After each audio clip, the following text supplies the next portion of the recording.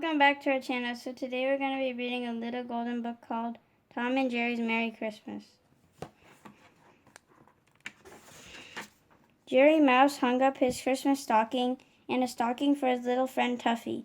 Then he went to the door of the mouse hole and peeped out. Tom Cat was crouching in the big people's kitchen, not 2 squares away from the mouse hole, and he was watching it closely. "We'll never get so much as a crumb to put in our stockings unless he goes away," said Jerry. And Tom certainly didn't mean to do that. He meant to guard all the goodies in the kitchen and on the tree, so the cook would give him a fine big helping of a Christmas dinner. "But don't worry," said Jerry. "There's a way to get rid of him." And he ran to the living room and started to saw a new mouse hole door. "What's that noise?" wondered Tom, tiptoeing out of the kitchen and along the wall to the place where Jerry was working. "Now you saw," Jerry whispered to Tuffy. The minute Tuffy began, Jerry Mouse scurried out the back door with the pillowcase over his shoulder. He was soon filling it with candy and nuts and stuffed dates. But as he backed past the heaping bowls, he bumped into one that was too near the edge. It was filled with cranberry sauce. Crash, splash. Down to the floor it went. "What was that?" Tom cried. He came racing into the kitchen just in time to see Jerry, bag and all, disappear into the mouse hole. Then Tom saw the cranberry sauce. "If the cook sees this," he moaned, "there'll be no Christmas dinner for me." And little as he liked it, he began to lick up every last bit. While Tom was busy at that, Jerry and Tuffy finished their new door, and they peeped out of the big people's Christmas tree. It was so beautiful that they both gasped. "Oh," sighed Tuffy, "I'd like to have the little horn that's way up at the top." And Jerry squeaked, "I'd like to have the little drum." Then both those mice must have the same idea at the same time,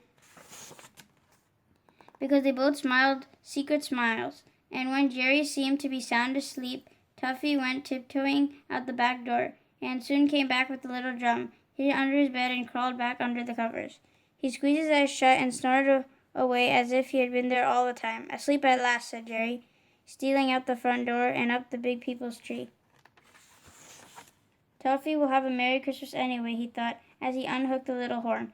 But just as Jerry got to the bottom of the tree, whom did he see creeping between him and the mouse hole but his enemy, Tom Cat. Poor Jerry, he flattened himself against the trunk, sure that he was done for this time. And then he saw that Tom wasn't even trying to catch him. Instead, the old cat was carrying a beautiful mouse-sized tree, all trimmed with bits of popcorn, tasty cheese, and little candy beads. While Jerry watched, he pushed it through their new door and backed away, looking just about as sheepish as a cat ever looked, and murmuring, "Oh well, Christmas comes but once a year." "What do you know about that?" gasped Jerry. He put Tuffy's present under the beautiful little tree and hurried into the bedroom. "Wake up, Tuffy," he said. "Come with me." Then Jerry led Tuffy to their storeroom, because it took them both to get out the big brand new can of sardines that he had hidden there. Tied with a red ribbon and propped against Tom's bowl, it made the most wonderful present. "But why give him a present?" asked Tuffy. Instead of answering, Jerry took him to see their Christmas tree. "It's from Tom Cat. Tom Cat gave it to us," he said, "and the horn is from me." Soon the 2 little mice were merrily playing carols. It wasn't long before Tom found his present too. "For me," he cried. "They got a present for me." With happy tears in his eyes, he began to purr the same tune that Jerry and Tuffy were playing. Then down the 2 mice sat, one on each side of Tom Cat, and all 3, grinning from ear to ear, played and sang in close harmony. A very Merry Christmas to all. Thank you for watching. Hope you guys enjoyed Tom and Jerry's Merry Christmas. And stay tuned for another book read coming soon. See you guys. Bye. Take care. Bye.